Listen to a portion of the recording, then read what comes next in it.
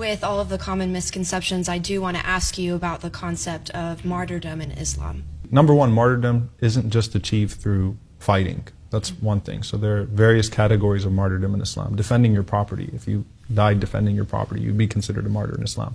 If a woman died while giving birth, she would be considered a martyr in Islam.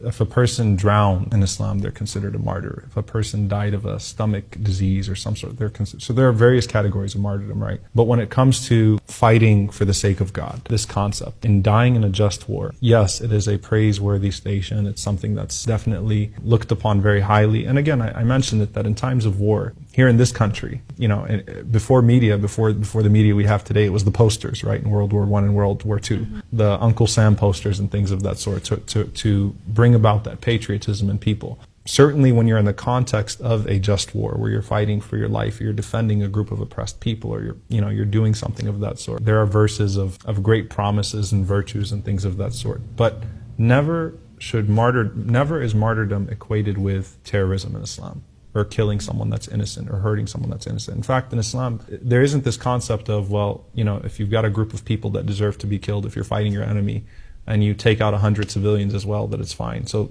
even the death of a woman, in one of the battles that the Prophet Muhammad fought, peace be upon him, there was a woman that passed away from the other side. And he stopped the entire army. He tried to find out who killed that woman. That wasn't allowed.